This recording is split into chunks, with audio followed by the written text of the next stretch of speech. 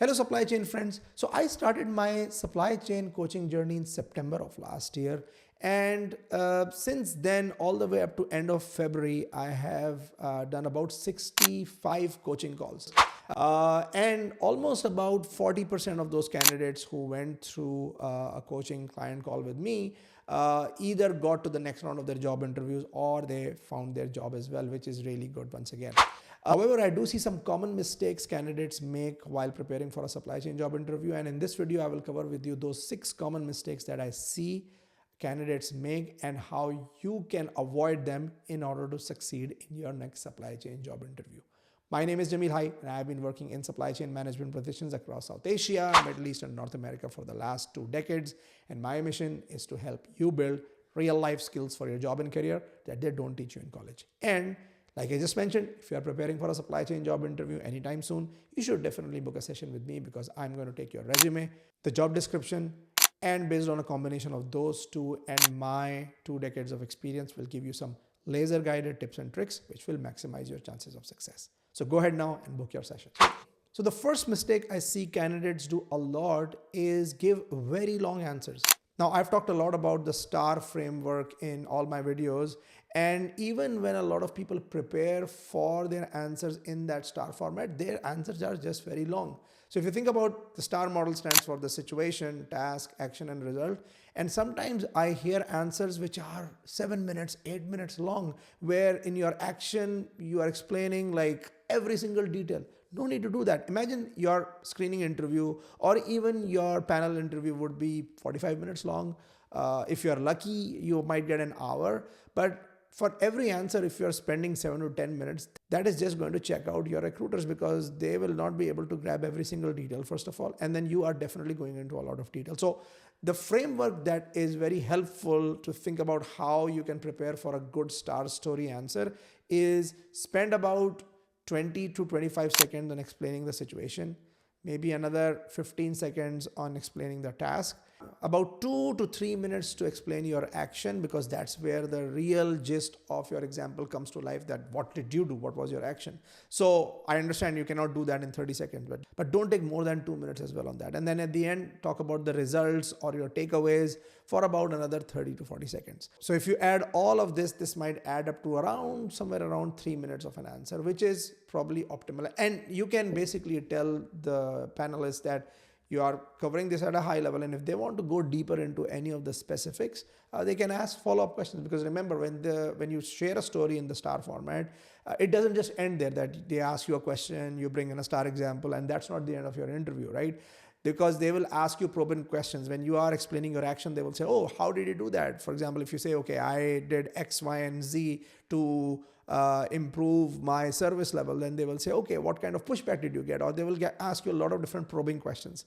So when they ask probing questions, then definitely go into the details. But don't prepare for a 10-minute answer because that is just going to take the steam off your interview right there. And most of the recruiters, especially the recruiters from HR who have got a lot of experience in doing this, they will actually cut you off. They will stop you because they are not there to listen to your 10 minutes or 7-minute speech before they can ask their follow-up questions. So keep it short, use the STAR framework for sure, but also within the STAR framework, use these guideline times to prepare and rehearse your answer. The second common mistake I've seen supply chain candidates do in all these coaching sessions is that there is a lot of focus on very detailed technical information in your answers.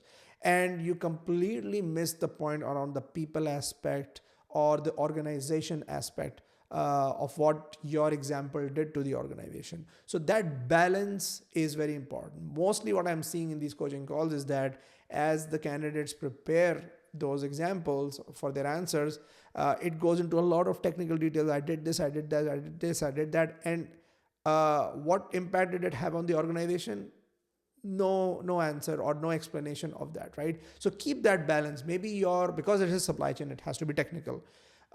You can have about 60 to 70% of your answer with all those technical details, but at least allocate about 30% in your answer on what was the impact of your actions on the people that you were working with, on the organization. Of course, you will talk about the business results and all of those kind of things. But for example, if you are talking about a change that you brought in to improve a KPI, okay, fine.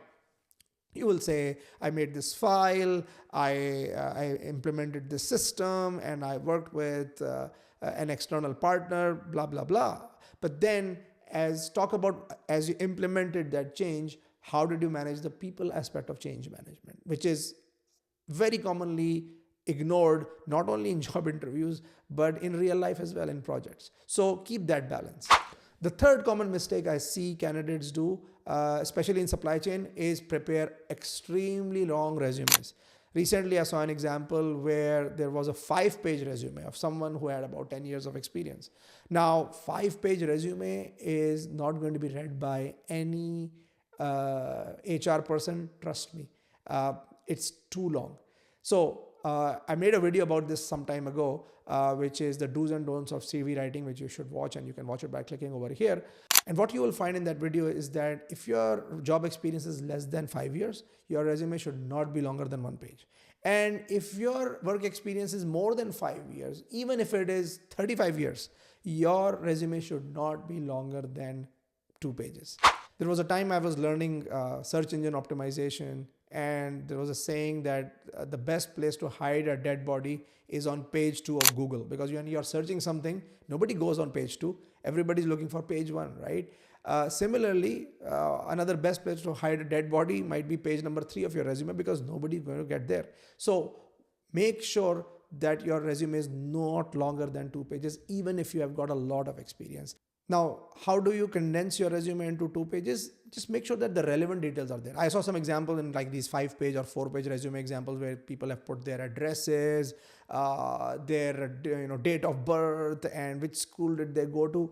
No need to put all those details, guys. Just keep it short and relevant. So start always with a 1 or 2 line profile summary where you are just explaining your key skills or key competencies that you have, and then start backwards from your work experience. So put your latest work experience first and then go backwards. And then if you've got a lot of experience which is not fitting into 2 pages, then the older experience, try to condense it. If I use my own example, like for the first 7 years of my career, I did 3 years assignment in Pakistan, and then I spent another 3 years in Dubai. So I've collapsed those into one because the nature of the job I was doing in both those countries was pretty similar, at least in that period of time, because it was a mid-level manager role that I was doing at that time, right? So because the details were very similar, so I just condensed that and collapsed those two. So similarly, you need to also come up with ideas on how you can make sure that your resume is relevant, impactful, but no longer than 2 pages. Now, the next common mistake I see candidates do is overuse the pronoun we versus I. We did this, we did that. Now, of course, if you are giving an example of a question on collaboration or teamwork, of course, using a lot of we makes a lot of sense in that context. But when the question is being asked about action orientation or problem solving or critical thinking or your ability to do something technical like use dashboards and so on, don't use we a lot, because when you are using we a lot, that gives an impression to the recruiter that, okay, this person was probably just a part of the team and he or she is just explaining what was being done. So he or she's probably reporting the achievement rather than someone who actually took a leadership role in driving that, right? So use more I. And I know it might sound a bit selfish when I say use more I versus we, but remember, this is a job interview, right? So your end goal is to get a job. So you need to focus on pronouns and nouns and all the right words that need to be used that will help you get the job. So try to use more I did this, I drove this, I was able to resolve this, or I was able to manage this. And use we less, and only use we when it's relevant, like I mentioned, when it's a collaboration or a teamwork example. The next common mistake I see candidates make is they prepare a lot of questions to answer for the interview, but they don't prepare questions that they need to ask the panelists at the end. So always, I know I've mentioned this several times in my videos that I've made previously on supply planner job interview or demand planner job interview, and so on. And I'm going to put some of those links over here that you can go and watch those videos as well if you are applying for those specific jobs. But you should definitely prepare at least 2 questions that you need to ask your panelists. Now, if you're lucky enough to know who is on your panel or who is going to interview you, then you need to prepare maybe 1 question each for each of those panelists, but make a bit of a judgment call while asking those. Let's say if the question session that you had where questions were being asked to you took the majority of time of a job interview. Let's say your interview was 30 minutes long, and the questions the panelists or the recruiter asked you have already consumed like 28 minutes. And at the very end, the recruiter is trying to check a box and saying, okay, what question do you have? So in that case, maybe just ask 1 question because you are almost like at time. But if you have got time, then prepare at least 1 question for each of the panelists. So for example, if you know that in your panel, you have got 1 HR person, you've got 1 supply chain manager or supply chain expert in that, and maybe there is 1 more person from another department, let's say finance, then do prepare 1 question for each of those people. So ask the HR person a question about, okay, what are some of the organizational challenges, or what are your organizational plans for this year? So something around organization for the HR person. And then to the supply chain person, ask a question like, okay, in this particular role, what are the key challenges that you see from a supply chain perspective? Or maybe ask a question with regards to a general like environment question, right? For example, right now there is a lot of uncertainty in supply chain, right? So how are you guys planning to address that?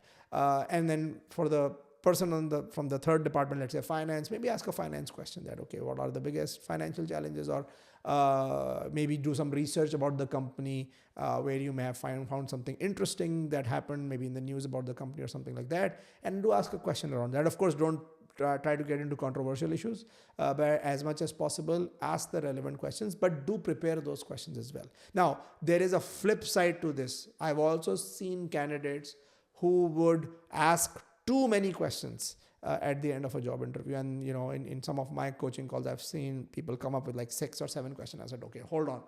You will, first of all, not have the time to ask 6 or 7 questions. And I've been, in those situations while recruiting people that you give the opportunity to the candidate to ask a question, and that person will then keep asking questions after questions after questions and not even look at the time, right? So that is overdoing it. So once again, rule of thumb, prepare 1 to 3 questions to ask, but definitely do prepare. The worst thing you can do when they ask you a question is that, okay, what questions do you have for us?